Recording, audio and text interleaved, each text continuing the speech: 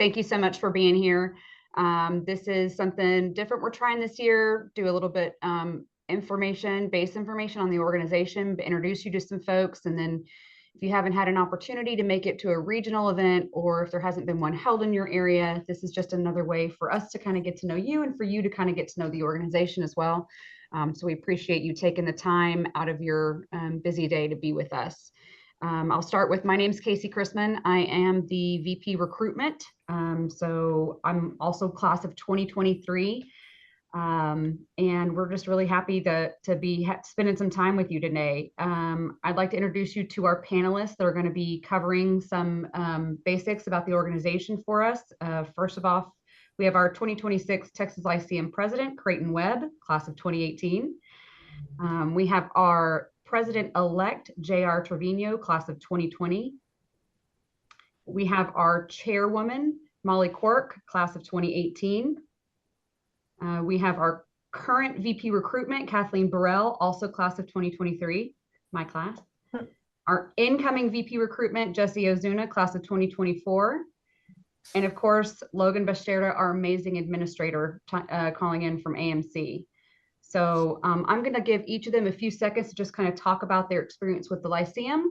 So we're going to kick it off with our current president, Creighton. Creighton, take it away. Casey, thanks so much. Just a special thanks to Casey and Kathleen for all the work that they've done this year and for making today possible. Also want to once again acknowledge our chair, Molly Quirk, and President-elect J.R. Trevino. So thank you all for making time today. As I think you'll hear from our panelists today, everyone who's involved with the Lyceum is pretty passionate about it. In fact, I can tell you from my own personal experience, and it's not an overstatement to say that it's been, well, it's changed my life. And to some degree, that change has come due to the mission of the Lyceum, but in the greatest degree due to the relationships. And I think everyone who's involved with the Lyceum would agree that by far and away, that has been the greatest asset in what we've been able to provide over the last 45 years. So, first, let me begin by saying just what you probably already know, and that is that the purpose of the Lyceum, we are positioned as the state's premier nonprofit, nonpartisan, although I will say we are very bipartisan, leadership organization that has two very clear purposes. First is to educate and prepare the next generation of Texas leadership. That could be an elected office, that could be in the C-suite, civic engagement, and also is to prepare and to promote civil discourse. So to that end, the Lyceum every year holds 4 meetings, once per quarter in a different Texas city to take on a different public policy issue. And in the summertime, we usually have one optional meeting as well. We've just begun starting to go international again post-COVID. But if you think about it, if you're able, after your 6 years in the Lyceum, every director, and you are a director, you're a fiduciary, there are 96 at any given time. If you attend all 4 meetings over 6 years, as some of our alums like to say, you're a mini expert in 24 public policy issues. The question is then what will you do with that? Lots of folks ask, do we take public policy positions? Do we march on the Capitol? Do we promote ballot measures or legislation? And the answer is no, because it's a bipartisan group. Of the 96, there are hopefully a pretty balanced number of men and women, Republicans and Democrats, liberals, conservatives, and perhaps most importantly, representing urban and rural portions of our state. I mentioned our alumni network. This is our 45th anniversary. We've dubbed it the Year of the Alumni. So on the Republican side, we tout alums like President George W. Bush, Governors Perry and Abbott, Senators Cruz and Hutchison. In fact, Senator Hutchison was one of our founding directors in 1980. And then on the Democratic side, folks, distinguished folks like John Sharp, Congressman Mark Vesey, Sheila Jackson Lee, Chris Bell. I mean, the list goes on and on and on. So, you know, for those of us who are in it, it's really an honor to be part of. So we have also this year launched what we're calling a campaign for civility, calling on elected officials at the local, state, and federal level to adopt the principles and values of the Lyceum, to promote civil discourse, to seek to understand before being understood, and to agree to be agreeable before being disagreeable, or to find more that we agree on than what we disagree on. You can tell us how well we've done. It's definitely a work in progress. The last thing I want to say before I hand it back over to Casey, and to hear from our panelists, is just a little bit about the selection process. So applications are due September 5th. What I want to tell you just unequivocally is that we would be lucky to have any one of you be amongst our directorate. I mean, we would be lucky to have you. So I want you to know that the vast majority of us are directors. It took us a couple times around the track. And I want to acknowledge that the folks here on this call today who are interested in being the Lyceum or being in the Lyceum, I realize you're not used to hearing that. You guys get in the first time around the track. You're our valedictorians, so to speak, in every way, shape, or form in everything that you've ever done in your life. We know that.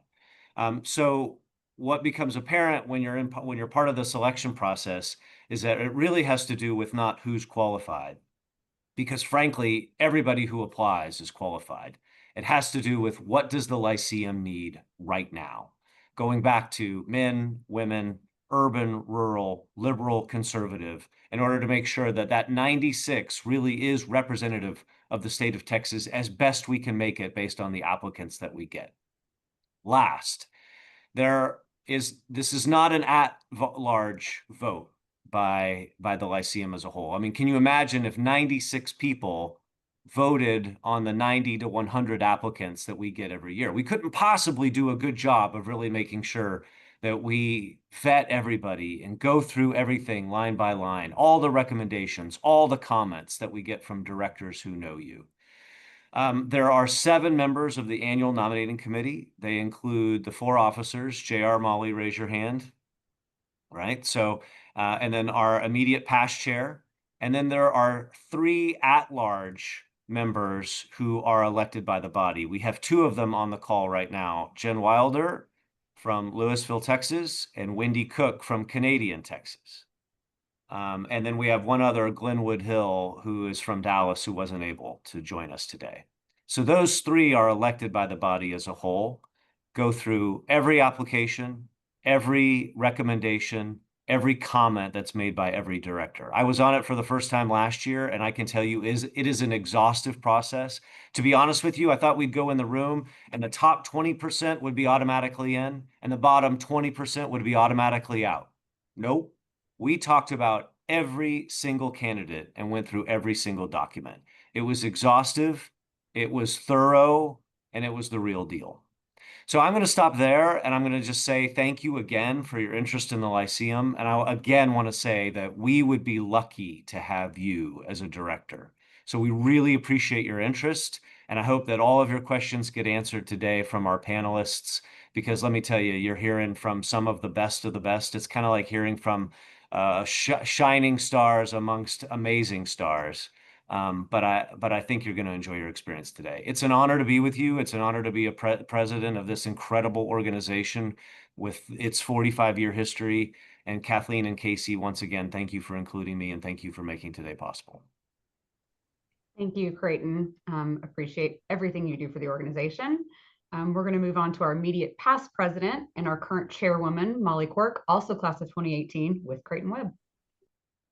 I think I'm supposed to answer why is the Lyceum meaningful to me? But I want to tell you guys the ANC in the selection process, as Creighton said, is very, very thorough. We take everybody into consideration, and everybody is qualified. I want to repeat that and say that we think everybody on this call would be a great director. So I guess a little bit about my history and my connection to the Texas Lyceum. As Creighton said, it changed his life. The Lyceum has been my life. My mother was one of those founders in 1980 with Kay Bailey Hutchison and Skipper Dipple and Jim Wyndham and all the forefathers, if you will, and mothers. And so I grew up in the Texas Lyceum, and I went back and forth. I worked at the Capitol, so we talk about 24 meetings and having essentially learning 24 topics. I worked in the Texas House. So you quickly become the sort of jack of all trades and learn about all the different things. Your boss may sit on one committee, but you're working on bills in another committee. So it's almost like I took my Lyceum, I took my Lyceum like youth, and then went to go work at the Capitol, and applied the things that I learned around the dinner table, to my career. And then I say, coming into the Lyceum in 2018, it has been a very powerful and a very unique experience. I tell everybody all the time that it's about the relationships, but I'm going to illustrate one point about that. I've lived in Austin since 1995. We had 5 folks in the class of 2018 who were from Austin. But for the Lyceum, I probably would have not known any of them. And all 5 of those people are some of my best friends, and they will be lifelong friends. And I cannot tell you enough how important that those people, and then the people like Creighton, who is in Dallas. I mean, we are all very, very close, and not just our class, it's the entire 96. You have the opportunity to really learn and understand and see things through a lens that you would never even dream of. And getting into communities like Texarkana, Abilene, I mean, even South Padre for a conference has been really exciting and different. We're forced to go out and learn about other communities, and then come back to our communities and really make a difference. And I think that that's really important, and it has been probably the most meaningful part of my journey with the Lyceum. Back to you, Casey. Thank you, Molly. Appreciate it. Same question over to you, J.R. Trevino, our president-elect. What has the Lyceum meant to you? Thank you, Casey. Thank you all so much for being here. If you're here, it's because you're doing amazing things in your uh, field of expertise, community, and time is at a premium, right? And so I know for me, my time is particularly limited. And so the way that I do things is to try to figure out how I can get the most bang for the buck. And I've figured that out in Lyceum. One of the things innately is we travel across the state. And so the idea is that we're going to go to small parts of the state that you might not have even heard of, much less been to. So, one, we get to see something amazing. And usually the Lyceum can open doors that are otherwise very difficult to open. So, one, we get to see something amazing and be a part of it. 2, you get to go with amazing friends. And on top of the people that you know, there's always different people that are there. So you get to make more connections as well. And the third component is that we get to learn about a wide variety of topics, and not just kind of skimming the surface, but really a deep dive into anything from um, human trafficking, like we did in Bastrop in 2018, to are we taking our democracy for granted, to the spirits of Texas that we did in Dripping Springs. And so the idea is being able to get that depth, specifically when so many of us are siloed in the things that we do. And so this really lets you grow yourself personally and professionally, and you get to do everything simultaneously. So it's not just go on a trip, it's not just meet people, and it's not just learn. You get to do this over Thursday, Friday, Saturday, and it's concentrated. And for me, that's the best way that I can utilize my time to learn, see our state, and hang out with great people and make friends with new amazing leaders that are doing amazing things across the state. Casey? Thank you so much, JR. Now we're going to allow Kathleen Burrell, our VP of Recruitment, to give us a few words. My fellow classmate, take it away. 23andMe. Hello, it's nice to see all of you. Thank you for joining. It's exciting to me to see that you're interested in an organization that means so much to all of us and is worth sharing with you. I'm Kathleen Burrell. I live in Lubbock, Texas. I've been a director since 2023. And part of aside from probably the greatest thing has been the people, the relationships that have formed have truly, as everyone else has said, changed my life. But being a leader within my community, this organization has truly increased the horizon that I'm able to learn on, to network on, and to enrich my own community. And so that's what I found to be the most meaningful impact, is learning about different areas of our state, but learning from our state leaders and the thought thinkers across Texas, and then bringing those ideas back to my own community on issues that are important to me and my neighbors and my family, to truly make a difference and to know how to make that difference, to have the tools to reach out to those that matter, or to have the education that gets the conversation started. So that's what's meant so much to me about Lyceum, and I'm glad you're here. Thanks so much, Kathleen. And now our incoming VP of Recruitment, Jesse Ozuna, if you would like to give us a few words. Jesse's our youngest Lyceum member on the call. Yeah. Earliest, most recent, not youngest. Thank you, Casey. Yeah, and hey to everybody. I see some familiar faces that I've kind of met around. So going last has its perks because everything I want to say has already been said. But I'll throw my own spin on it. I can't express what everybody's already said enough about people. After all, we're all in the people business, whatever you do in your background. And the connection you make is really something that you can't really recreate. Example, Molly and I are both former ledge staffers. Casey and I are too, but I never met Molly when I was in the Capitol until I got to the Lyceum. But I did know Casey a little bit. But it's just one of those things that you'll cross paths with people that, even though you've been in the same industry, in the same city, as was previously said, but for the Lyceum, right?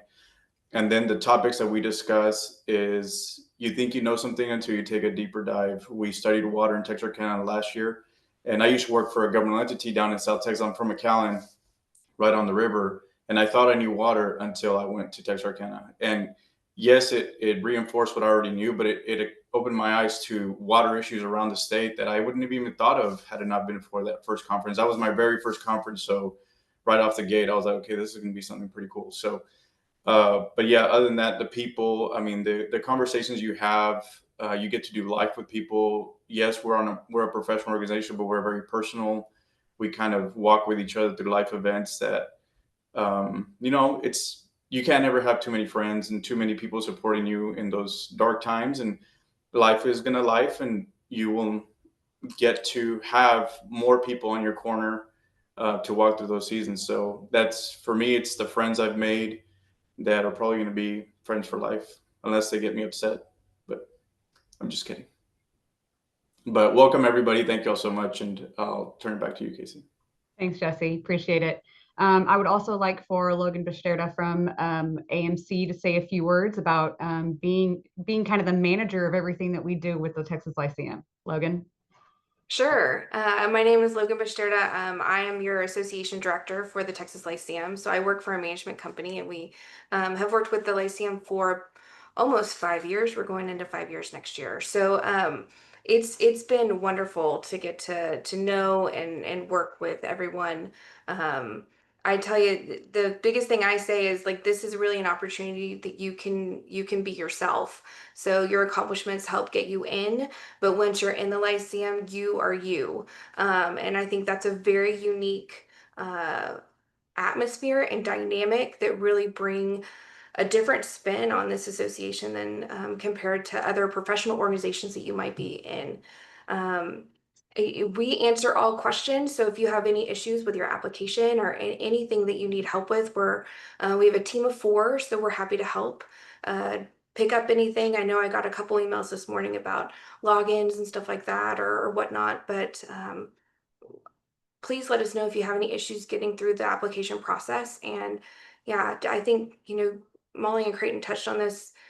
Don't worry if you don't get in now, because it really is such an interesting matrix that is looked upon and really studied for, geography. That's a huge piece of it to look at, as well as occupation, that are all things that are taken into consideration in that room of those 7 people. So it's really, how does this matrix fit into the spots that are open, and what's going to fit for the Lyceum, which is super unique.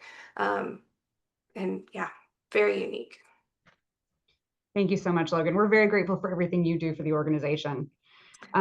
We've had a few members cover a couple Lyceum basics. I'd like to throw it back to Molly real quick, if you don't mind kind of talking through the age for being a Lyceum member and at what point you can apply and not apply.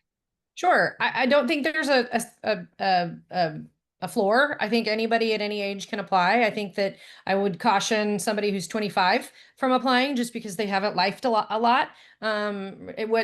What we do in the Lyceum requires a lot of work and a lot of time. And so when you're a little earlier in your career, it's a little harder to break away than it is for those of us that are a little later in our career. But that doesn't mean that you're not a rock star. I think that we have a 30-year-old who has applied and gotten in and done a phenomenal job. And we also have had 46-year-olds apply and do a phenomenal job. So I think it's important for us to have the youth, but also have everybody in between. But 46 is the cutoff. You cannot turn 46 on January 1st, 2026.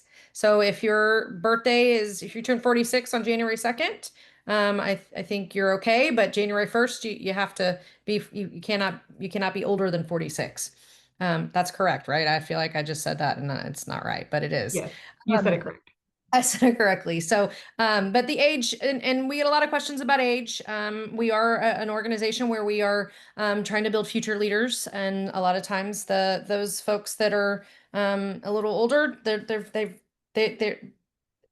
are lots of 50-year-olds in the organization, I guess is what I'm trying to say. So 46, it's a 6-year term, so you'll hit 50 during your time if you join at that age. Thank you, Molly. Creighton, you mentioned we are the directorate of 96. Can you explain how class number size works? No one can really explain the 96. No, I'm kidding. So the best person, of course, to explain why 96 really goes back to our founders and why we're called the Lyceum. And you really have to be a student of Greek politics. But so all that aside, we are 96 directors. The classes are not evenly divided. And so we at any given time, there are 6 groups, cohorts, classes of individuals that are in the Lyceum. You can serve 2 3-year terms. All right, this may be going beyond your question, Casey, so forgive me. There are attendance requirements. That's really important to know, and I know we're going to explore that in a few minutes. And then to leave as an alum in good standing, you can go alum after your 2nd year as a director. Lots of people stay through their full first term, and lots of people stay then all the way through 6 years. Then if you decide to put in for leadership, I say I'm on the 10-year plan. I got held back. So if you put in for leadership and get it, then that adds another 4 years to your track. But of course, that depends whether you do that in your 4th year, your 5th year, your 6th year. You have to be in your 2nd term to put in for leadership. So we have some classes that are 20 people. I think our largest class is 24 people, if I'm not mistaken. 26. Okay. And then the class of 2020, which is going alum at the end of this year, I think right now there's about 11 individuals in that class who will have to go alum because they're at the end of their 2nd term, the end of their 6th year. That doesn't necessarily mean we only have 11 spots. There are directors who have served 2 years who say, okay, look, I've had a life event, or I've got a new job, or I've loved this, but you know what? I'd rather be an alum and I'd love to come to all the meetings, but I don't want to have to go to the board meetings and I don't want to have to be a fiduciary. I want all the fun and none of the work. That happens from time to time. Those folks are letting us know of their intentions, usually on an annual basis. Sometimes there's 0, sometimes there's 2, 4, but usually not many more. Typically, from an average, but Molly's got all the history, but I'm just speaking in averages. So we're anticipating that there's going to be anywhere from 11 to 15 spots for the class of 2026. Thank you very much, Creighton. Let's dive a little bit into the application process. JR, can you speak a little bit to who needs to be your nominator versus who writes your letters of recommendation? So thanks, Casey. So the nominator needs to be an alum or active director. And that is one of the 3 letters that you will need to submit. The other 2 should be from people that know you pretty well. I think a lot of times, and you can see this across the board, not just in Lyceum, but people kind of get stuck on the star power of a letter. And it's somebody that either doesn't know you or doesn't know the Lyceum. And so I would encourage y'all to find people to write your letter, at least one of them that has a strong understanding of Lyceum.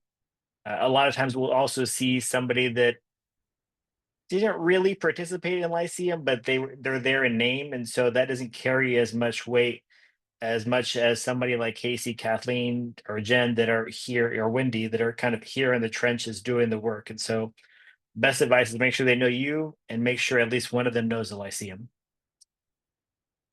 Thank you, JR. And for a reminder, applications are currently open and will close September 4th at 5 p.m. One item I forgot to mention, if you have a question, please put it in the chat. We'll address those at the end of this meeting. We're going to keep moving forward, and JR touched briefly on this, but Kathleen, tips on specifically identifying an alumni or director to nominate you? Yes. So I would, however you were introduced, and y'all please jump in if I'm leaving something out, but however you were introduced to Texas Lyceum, hopefully, or maybe that was through an alumni or a director, I would encourage you to visit with them. We are having recruitment events across the state. So if you, hopefully you've had the opportunity to attend one in your community. So that's also a great way to meet alumni or directors that possibly can recommend you. We do have a directory on our website where you can search. This is what I did when I was kind of interested. I looked for other directors within Lubbock, like who do I need to meet? Who haven't I met yet to reach out to start those relationships? So that was one way. And then if you don't, always feel free to reach out to us too. Maybe we can connect you with a friend of ours as well, to really start getting those relationships and answering your questions and starting those contacts for you. Thanks, Kathleen. Jesse, I'm going to come to you specific on the number of times you can apply. Is there a limit? And if someone should apply more than once or should not? You should apply more than once, because if you don't, you wouldn't be like me, because I didn't get in on the first try. And it's very common, as Creighton said. I mean, we really are, everybody's a valedictorian of their class or is doing superstar things. And so a lot of people pride themselves. They have rejection letters and acceptance letters on their walls, just as a reminder of how blessed we are to really be a part of this organization. So don't get discouraged, because either I've never served on ANC, but we truly try to be a good reflection of what the state of Texas is looking like today and what we're looking at probably next year. So as Creighton mentioned, we may have 11 to 15 rolling off. Well, those 11 to 15, where are they from? What do they do? How do they think? And how do we replace, if that's where Texas is going? So apply more than once. Some people have applied 5 times, I've heard 6 times. So as long as you're not 46, as our chairwoman said, apply as many times as you can. Don't get discouraged, because they're badge of honors for some people. So I highly encourage you to not get discouraged. Thank you, Jesse. I think a lot of us are multiple year applicants, so it's pretty common. I'm going to come back to Molly, kind of to touch on something Jesse mentioned, but are there any key communities or target areas that Lyceum looks for specifically for directors? And if so, is there a specific type of director that the Lyceum is looking for? That's a tough question to answer, but I would say right now we are lacking in some sort of the rural communities, and we are lacking in we're very heavy on the Anglo side. So we are definitely looking for folks that don't look like me and don't live in Austin. And so, but as far as industry goes, I think we really any industry. We only have one doctor right now. I think we have a couple nonprofits. We've got we're kind of heavy down in the valley. Sorry, Jesse, but just because we don't have a hole to fill in that particular industry or demographic doesn't mean we're not going to consider you. It might be that 2 or 3 years down the road, we might need to fill that piece of the puzzle. And so it's proactive planning, really. But I will say the only obstacle I see to filling and looking like Texas is not having a pool of applications that are um, very diverse. And so we're only as good as the bucket that we can select from. So I highly recommend that if you think you'd be a really great director, I highly recommend you applying and making sure that you set yourself apart in that letter. Because just because you're from Austin or just from your Dallas or San Antonio, there might be something that you were maybe born and raised in Amarillo and you moved to San Antonio later on in life. So I encourage everybody to talk about the things that make you who you are and really get you to set apart from other candidates. Thank you, Molly. Talked a little bit about the recruitment piece. We're going to kind of transfer over into actual membership. So Creighton, you mentioned at the top of the call the number of conferences we have. Can you speak to attendance for a director and what's required? Yeah, and I may need someone to help me on this one to make sure that we get it correct. And Casey is membership VP. You're the master. So yeah, attendance, it is important that you attend. So you have the opportunity in your first 2 years, there are 8 meetings, right? 4 a year. And you are required in the first 2 years to attend 5 of those, right? In order to stay in good standing. In the unlikely event that at the end of those 2 years, you'd like to go alum, it's important, I mean, you want to go alum in good standing because the way it works is you got to go alum in good standing to be listed on our rolls as an alum. So it's 5 meetings in your first 2 years. Now, one of the benefits I mentioned, optional meetings. Last year, our optional meeting was in Napa. This year, our optional meeting was in Mexico City. And President-elect Trevino is going to announce in September where our optional meeting will be next year. So you have an opportunity over those 2 years to use one of those optional meetings to help get to your 5. Is that correct, Casey? Give me a thumbs up. Okay. And then after that, Casey, I'm at a loss. So you'll pick up the slack for me. Sure thing. So that your 2-year number just kind of starts over again. So again, every year you need to have a minimum of 2 meetings, and then within a 2-year period, you need to have a minimum of 5. I use minimum because you're going to want to be at everything. I would think that that's probably the most appealing portion or appealing part of the organization is the gamut of subject matter that we cover in our conferences, and they're all extremely interesting. So you don't want to miss anything, but if you do, but life happens, right? Things come up. And so we just ask that you be at a minimum of 2 per year and then at 5 in a 2-year period. Let me say one more thing, and I see Sure. that our chair, Molly Quirk, is unmuted, and I want to give her an opportunity as well.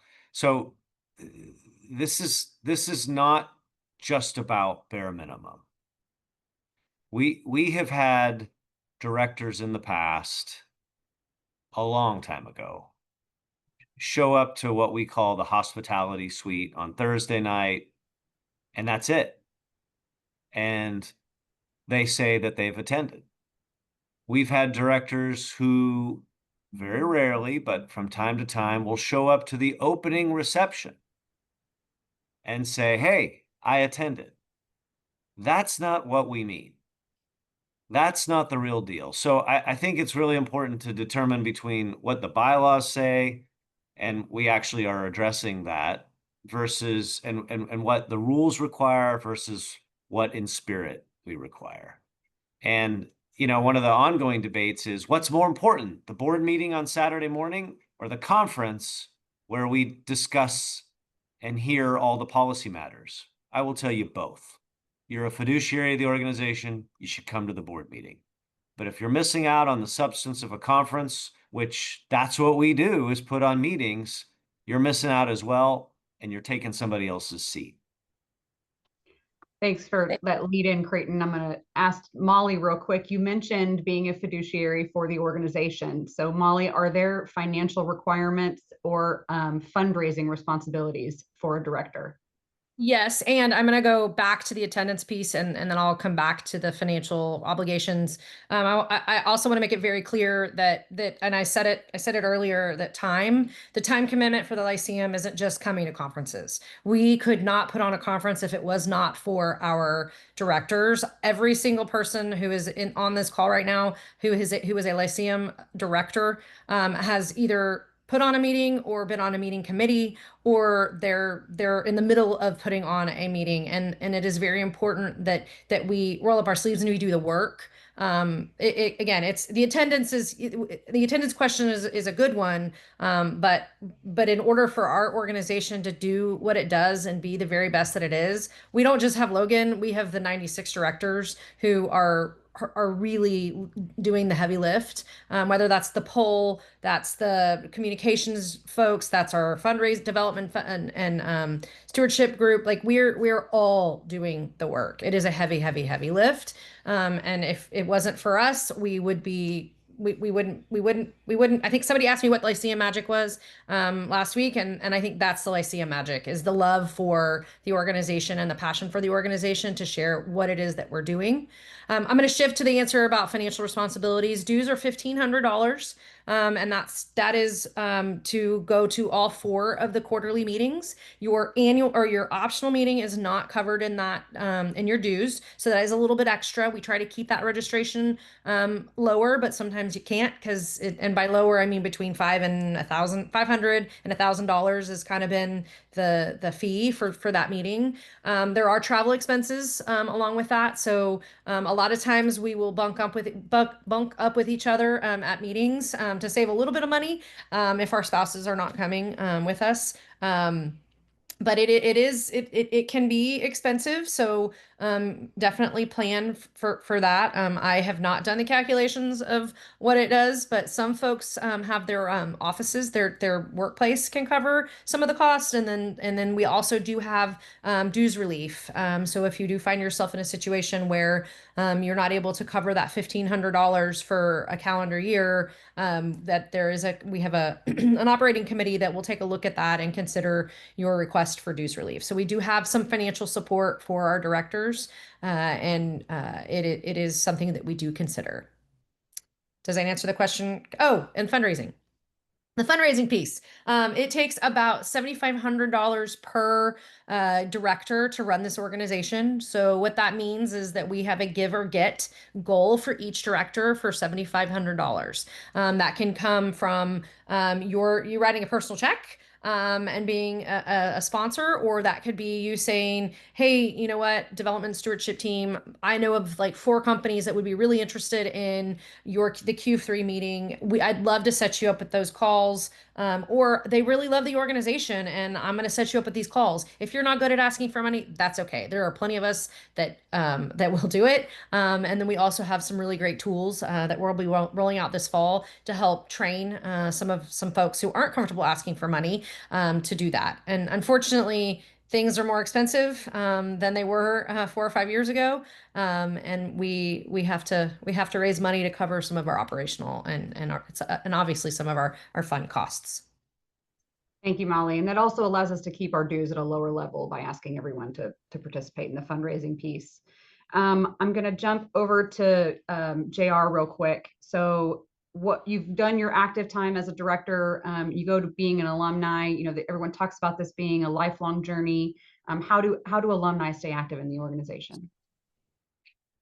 So it's a little bit interesting and ironic, but to be an alumni is almost the same as if being a director, right? Except you don't have the requirements of paying the dues and you don't have the attendance requirement. And so you get to pick and choose what you want to do. And so we have some alum throughout the state that haven't really got the message that they're no longer a director. So they show up to everything as if they still were a director, and we still recognize them and we still treat them as such. I mean, they're a part of the planning committees, they're part of the conference, they're part of the board of directors meetings on the Saturday, and they're giving feedback. And that's the beauty of it. It's it's an organization that allows you to stay as connected as you want to be, because we want you to be connected. Great. Thank you, JR. We're going to hop over to some of our chat questions real quick. The first one we got, I'm going to ask Kathleen if you can answer this. Do you need to be currently employed outside the home to apply? No, you don't. Yep. Okay, and congratulations on your daughter, Amy. Thank you for the question. Casey. I muted myself, sorry. I'm over here pressing buttons. Nathan asks, what is the yearly expected fiduciary responsibility in terms of membership fees? I believe Molly addressed the $1,500 annually, and then the give or get of an additional $5,000. But Creighton, if you have anything else to add to that? I thought you were on mute. No. Okay. Thank you. But You muted yourself again, Casey. You're on mute again, Casey. Someone else needs to be in charge of my mute button. Apologies, everyone. Is participation or attendance at a previous Lyceum program or conference important for consideration, and why? Jesse, do you want to take that one for us? Sure. Like I said, I've never been on ANC, but I do know that it probably will give the panel your drive, right, and what you've already done, your research, and showing up. I mean, full disclosure, I had heard about the Lyceum before, but I didn't once attend a conference before. But I'm trying to make up for it now. But yeah, it really does help, because you get to see a lot of our faces. You get to interact, and you really get the meat of why we exist and why we do what we do. But again, it also goes back to the demographics where we are, but it's not going to hurt you. I guarantee you that if you do show up and do life with us at those conferences. Casey, can I jump in? Absolutely. And Jesse's being modest. Jesse is the co-chair of our upcoming Q3 meeting, which will be here in Dallas, September 18th and 19th, on the future of the media and journalism. This will be your last opportunity to come in person before the ANC convenes to select the class of 2026. So it's a great opportunity not only to experience the Lyceum and what a meeting is all about, but also to meet members of the ANC in person. Expect Jen Wilder and Wendy Cook to be the two most popular people in the room, right? Because everybody will, and to Jesse's point, the face with a name really makes a difference. Is it the end all be all? No, I'm like Jesse. I had not attended. I think we're probably unusual, and that neither of us had attended a Lyceum meeting before we were admitted as directors. But I would say that's an exception instead of the rule. Here's the other thing I will tell you. It really helps people understand what the Lyceum is and what we do. It's really rough when a director joins the Lyceum, comes to their first meeting, and is like, hey, when do we start marching on Washington, right? Like, I thought we were going to be advocating to change the world. How are we going to do that, by the way, when I've got an equal number of people on the other side of the room or sitting next to me who think the exact opposite that I do? So it's really important to level set so you understand that this really is about educating ourselves so that we're prepared to do something with the information when we go home or after we're done with the Lyceum, and then to absolutely be able to engage in civil discourse with one another, but also outside the Lyceum. So if you come, you see it, and hopefully you get it. Thank you. Oh, I thought Molly was unmute. No, she's still off. Okay. Creighton said exactly what I was going to say. So, okay. Well, I was actually going to throw the next question to you if you don't mind. Can you tell us when the new class will be announced? So that's a tricky question. The new class will be announced post, well, it It will not be officially announced until January, just before we go to investiture. But you will find out if you were selected or not selected after the Q4 meeting. So that meeting is the second week in November. Third weekend in November. So we hope to get that information to everyone before Thanksgiving. But if you do get in, you cannot make announcements until just before investiture, so that those folks that may not have been told that they or found out that they had not gotten in, we want to make sure everybody gets the information at the same time. Is there an immediate attendance requirement, Molly, after you've been named? Yes, there is. There is an orientation, a mandatory orientation on January 16th, and that it be prepared to come in the night before. Typically there are class dinners to get to know each other, but then orientation is all day long, and you will be indoctrinated into the Lyceum world at that point. And then you'll have investiture that evening for the president, and then your class. You guys will be sworn in as directors and swear your undying love for the Lyceum for the rest of your life that Friday at the Capitol. Well, I'm not sure if we're doing the House or Senate this year, but it's a lot of fun, and your family is welcome, but it is a lot of fun. But do plan to be very tired. And then your first conference will be after that. It's not all compressed this year, all in one event. Thank you, Molly. We have a question about the difference between an alumni and a director. So a director is one of the 96 named members of the directorate that's in one of their 2-3-year active terms. And an alumni, you go alumni at the conclusion of either your 2-3-year terms, or if you're in good standing, you can go alumni early. So I hope that answers that question. So that's actually all of the questions we had prepared in advance. Those of you that are attending with us today, we'd love to have some more. If anyone has anything else they'd like to ask, we can open the floor up, or just close with some reminders. Do we have any more questions? I had Haley. Sure. Just a quick question. With the knowledge here, I'm curious. Do you guys recommend anything for a new director in their first year? It seems like it's an organization where you can get involved in a whole lot of different things. So I'd be very interested in some perspective on that. Kathleen, do you want to take that one?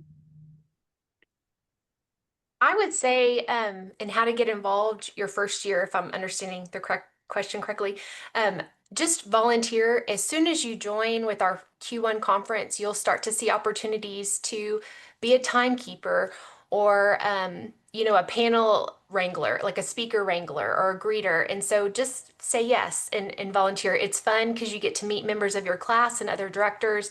I like having a job because it gives me something to do. Or usually we'll just ask you to serve as a timekeeper. But that's a great way to get involved. And then, just as you see a need to help, offer to help. But before long, you'll probably be asked to help, and then that'll plug you into an area. But never be afraid to express an interest in something. There's always a way to help and to get involved. We love working together. Many hands make light work. And so usually that will lead you to kind of your next thing or your next opportunity with us. May I add one quick thing? Yes. Yes. Of course, Jen. Okay. I'm class of 24, so I'm in my second year now. And so what I'd really encourage you to think about is the way to get the most out of this organization is to show up and raise your hand. And I'd really encourage all of you, just like on our end, we think about what do we need as an organization and how are we going to put that class together? There's a really important consideration on your end. I would really encourage you to think about what season of life are you in? What are your needs personally and professionally? And does Lyceum enhance and make sense for you in that period? Here's why.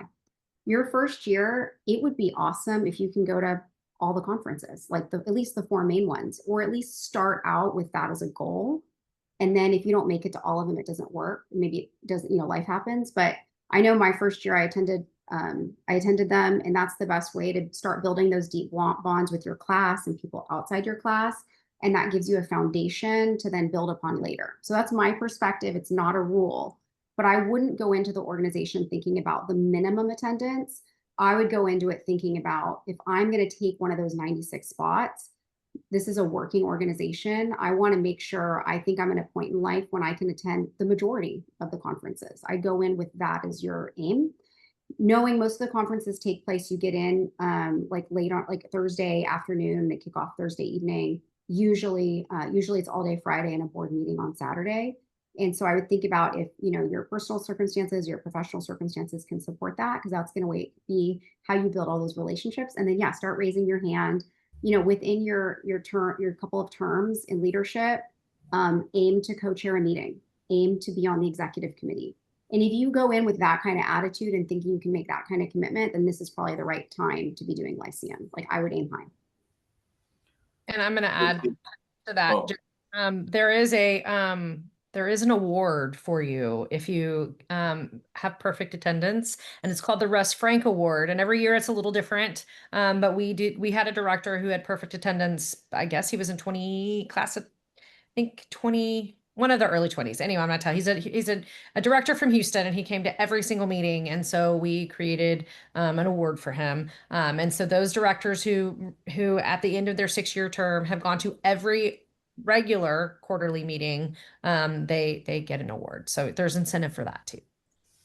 Casey, I want to say one thing that I guess hasn't been mentioned yet. So to Lee's question, is we also have working committees that operate year round. So the conference writer is a highlight of what we do. But if you're strong in finance, we have a finance committee. If you're strong in fundraising, we have pretty much a fundraising committee. We have recruitment committee. We have comms committee. There's so many things that you can bring your expertise to that meet in between conferences and throughout the year. So as my beautiful classmate Jen said, don't be shy. Like, just take a dive off the deep end, because you're going to love it. Honestly, you will. But we don't know what your strengths are. You're going to have to tell us, because chairs are going to revolve. And who's to say that you're not the next chair for finance, for recruitment?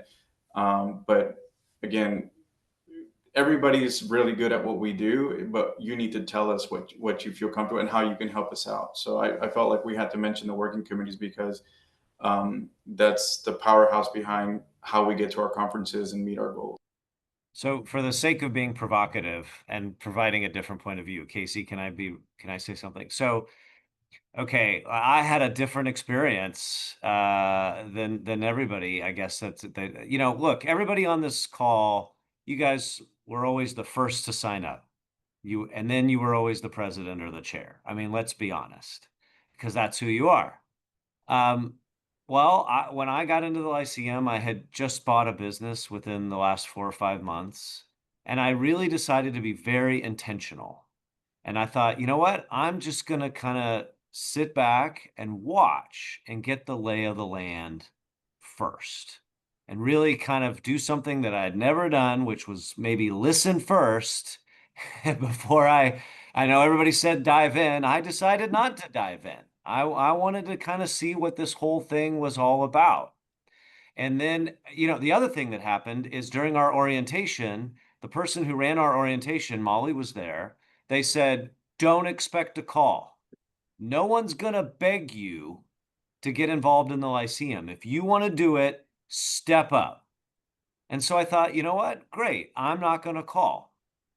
And then you know what happened? In 6 months, somebody did call.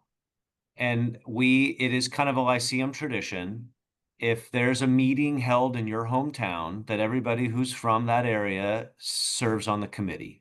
And then this was pre-COVID, so there was no Zoom. We weren't looking at each other. We were literally on phone calls. And I remember realizing I was on a phone call with Lyndon Baines Johnson's granddaughter, who is a current director. I'm like, holy cow, who are these people? And we were planning the Dallas meeting in fall of 18 on race relations.